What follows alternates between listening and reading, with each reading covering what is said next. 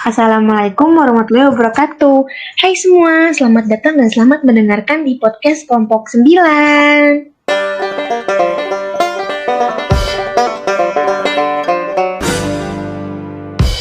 Hai, oh iya kita kenalan dulu aja kali ya. Halo, aku Nafa dan Anggita sebagai host di sini. Say hai dulu Anggita. Hai semua. Hai. Oh iya, kita juga punya dua narasumber yang gak kalah seru loh. Siapa tebak? Ada Anissa dan Hans. Hai. Say hi dong. Hai. Gimana kabar kalian nih selama pandemi? Baik dong, tambah semangat belajar ya. Tambah semangat sih harus. Gimana nih sekolahnya? Tugas-tugasnya? Ada keluh kesah nggak? Aduh, banyak banget nih tugas. Sama. Kita kan satu sekolah. Harus semangat. Harus semangat. Harus. Oh iya, kalau boleh tahu, topik podcast kita hari ini apa sih, Anggi? Spill nggak nih? Spill nggak ya? Spill dong. Topik kita hari ini itu tentang strategi mengatasi ancaman di bidang sosial budaya. Bakal bagus nih kayaknya. Sebelumnya Iya, kan kalian udah baca dan lihat-lihat materinya nih. Nah, kalau aku mau nanya-nanya boleh dong pasti. Boleh ya. Nanya siapa dulu ya? Hans atau Anissa? Nanya Hans aja nggak sih? Iya sih, kan cowok harus pertama ya memimpin. Kan sebagai Imam mah teman kelas kita.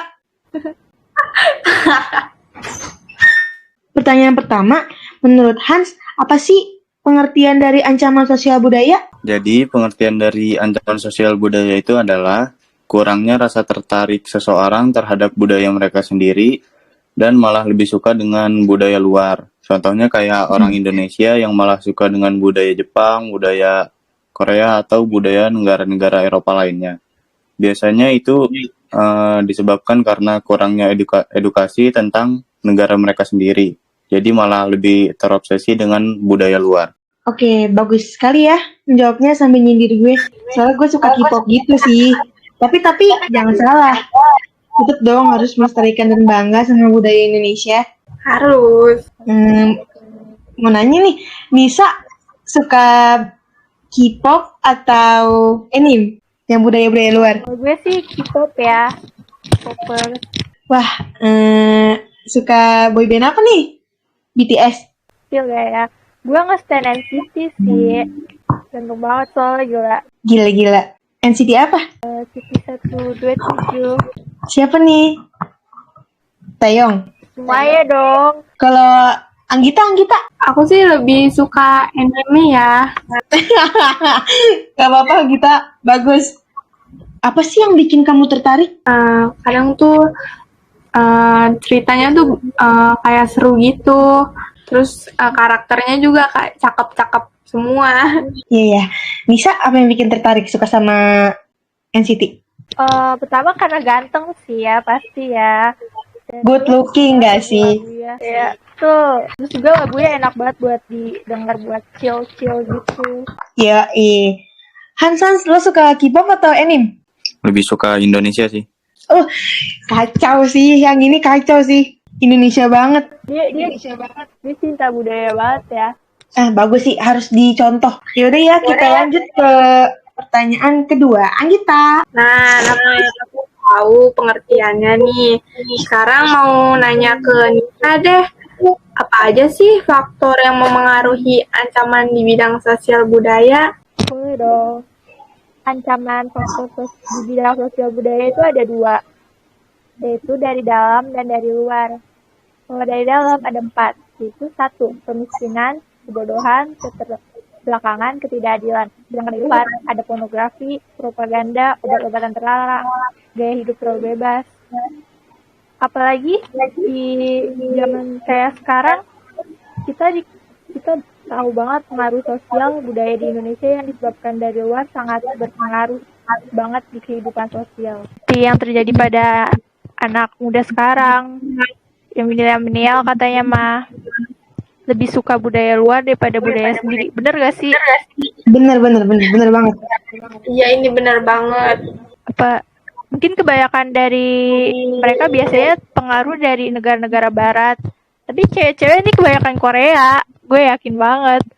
Iya sih, betul. Temenku Dari juga kebanyakan yang suka Korea gitu sih. tuh karena nonton-nonton drakor ya mungkin ya. Iya. Ya ini bener banget. Di zaman sekarang kita tuh harus banget hati-hati dalam meniru budaya dari luar. Nah, Betul. apalagi cara berpakaian kan, banyak banget yang meniru cara berpakaian terbuka. Nah, itu tuh berdampak negatif buat yang lihat. Jadi kita emang harus pinter-pinter memilih sih. Keren banget, Anggita. Keren banget. Makin kesini pembahasan kita makin seru gak sih? Ya dong. Lanjut deh, gas. Pertanyaan ketiga, balik lagi ke Hans. Gimana sih cara mengatasi masalah sosial budaya? Jadi cara mengatasi masalah sosial budaya itu ada 5. Yang pertama, kita harus berpegang teguh kepada ideologi Pancasila. Karena di dalam ideologi Pancasila itu diajarkan tentang menghormati perbedaan. Lalu yang kedua, kita harus mengikuti kebijakan wajib belajar 12 tahun, yaitu dari SD, SMP, dan SMA. Lalu yang ketiga, kita harus memperbanyak lapangan pekerjaan dan membina para pengangguran agar dapat berkompetisi sekaligus bekerja dengan cara melestarikan kebudayaan Indonesia. Lalu yang keempat, kita harus meningkatkan rasa cinta tanah air atau patriotisme dengan cara melestarikan budaya Indonesia ke keturunan kita nanti. Lalu yang terakhir adalah kita harus memberantas peredaran obat terlarang dan juga miras. Wah, yang terakhir menarik banget buat dibahas. Betul. Kita harus banget musnahin miras dan obat terlarang kayak gitu. Efek sampingnya tuh besar banget buat yang mengonsumsi, apalagi anak muda zaman sekarang. Banyak di luar sana yang nyoba-nyoba karena ikut-ikutan. Emang ya milih temen tuh harus santai, Gi. Gue nggak berpengaruh buruk kok, walaupun gue ngaruhnya dikit. Tapi nggak masalah ya. Iya dong.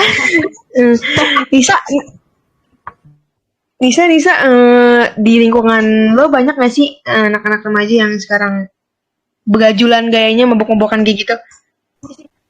Ada sih beberapa gue lihat, dan itu beneran pengaruh buruknya dampak banget bagi lingkungan sekitar. Ada ketidaknyamanan juga dari masyarakat karena mereka memabukkan. Betul nggak sih? Pasti sih. Karena pergaulan.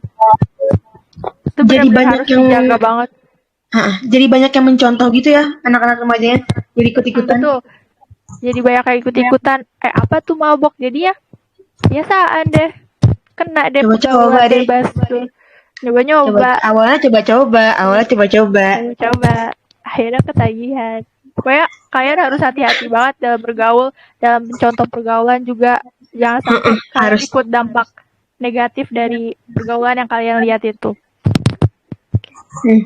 Tapi udah pernah belum sih di samperin gitu sama RT atau warga-warga, dibilangin atau diapain?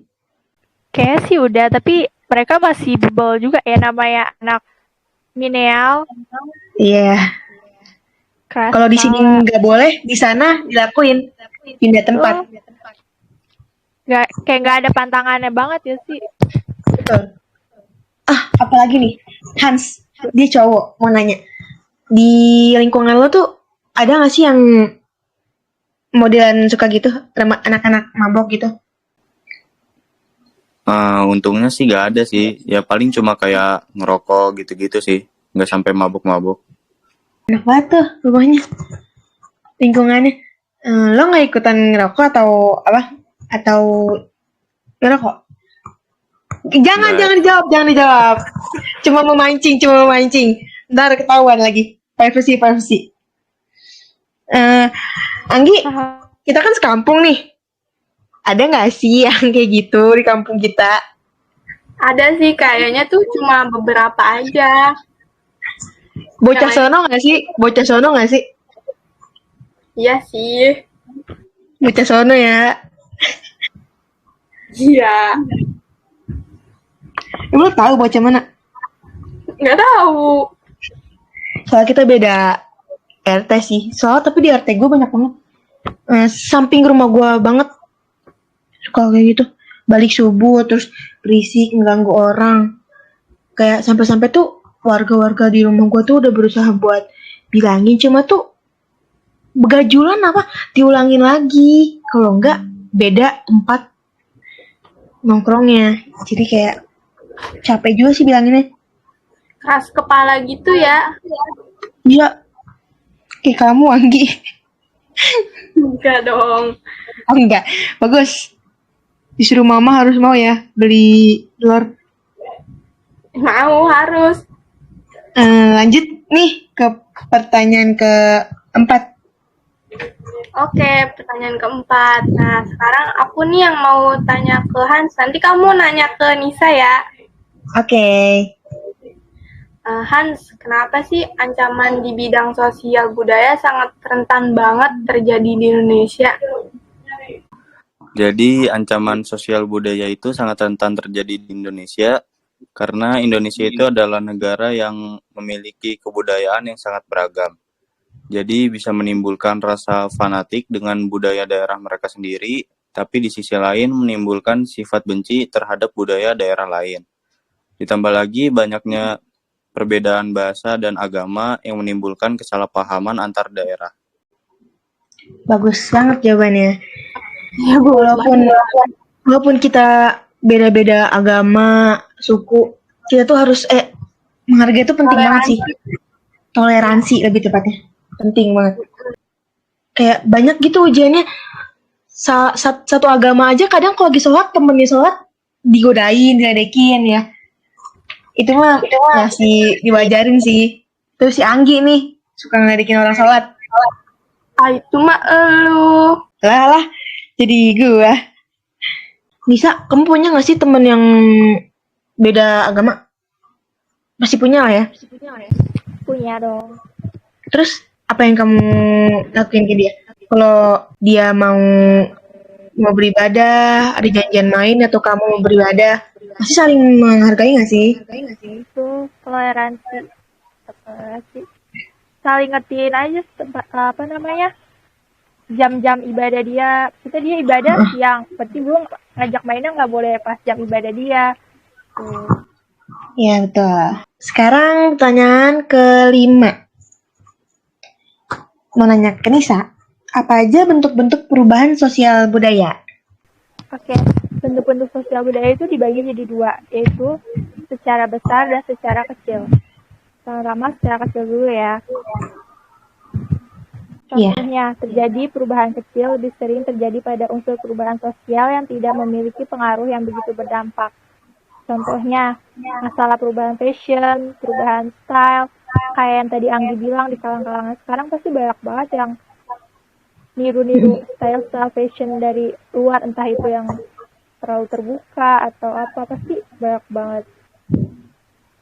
Kalau perubahan secara besar, baliknya dikatakan terjadi perubahan besar apabila menyangkut pada unsur-unsur struktur sosial yang memberikan pengaruh besar pada masyarakat. Sehingga jika unsur struktur sosial tersebut terlalu berubah drastis bisa menimbulkan perubahan reaksi pertentangan dari masyarakat, kayak bisa menimbulkan konflik gitu antara sama masyarakat. Ya, betul.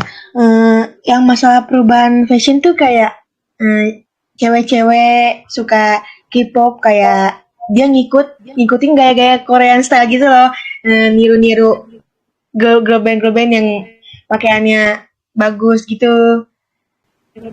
Bener, ditiru-tiru kayak ini lucu nih, gue mau coba pakai, akhirnya dia terlalu banyak budaya dari luar daripada. Iya, jadi malah pandangan orang lain beda. Kita pengennya tuh terlihat bagus, cuma di sini tuh beda.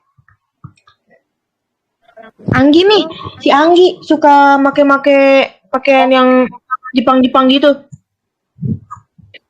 Enggak dong, gue cinta dengan produk budaya sendiri. Batik Pride nggak sih, Batik Pride? Tuh, kan kita kader bangsa, jadi kita harus cinta produk lokal. Iya sih, Anggita mah ngomongnya enggak depan sini, cuman ntar dia kalau lagi ke warung makanya pakai pakaian, ya nggak Anggi? Iya atau enggak? Enggak ya? Enggak. Ada lagi nggak nih? Udah sih kayaknya. 5 pertanyaan aja kali ya. Karena ini waktunya juga terbatas. Iya nih. Terus juga padahal lagi seru banget gak sih ini topiknya? Topiknya Yoi. seru banget sih, kayak bermanfaat banget buat anak-anak ya sekarang, Iya, tentang pergaulan, tentang fashion, budaya-budaya luar. materinya juga bagus buat didengar, buat diambil yang positifnya. Terus penjelasan dari Hans dan Anissa juga bagus banget, bisa ditangkep, bisa Mm-mm. Apa nih kesimpulan yang mau diambil dari pembahasan kita tadi, Anggita? Kesimpulannya itu, jadi kita sesama rakyat Indonesia harus saling menjaga kebudayaan negara kita sendiri dari berbagai ancaman luar yang menyebabkan bangsa rusak. Nah, maka dari itu kita harus pintar-pintar menyaring budaya asing yang masuk. Iya, betul. Udah lama juga ya kita ngobrol-ngobrol. Kita tutup aja kali ya. Ini kita first time buat podcast loh, tapi udah seru banget. Kayaknya ntar kita next time bakal podcast lagi sih. Galain waktu. Semoga Nisa dan Hans nggak sibuk dan kita bisa cari teman yang lain buat diajakin podcast. Iya. Oke. Sekian dari kami, kelompok 9. Maaf jika ada tutur kata yang salah, kekurangan. Semoga buat yang mendengar bisa dicontoh dan ngambil hal yang positifnya. Terima kasih. Dadah semua. Dadah. Dadah. Yuk. See you.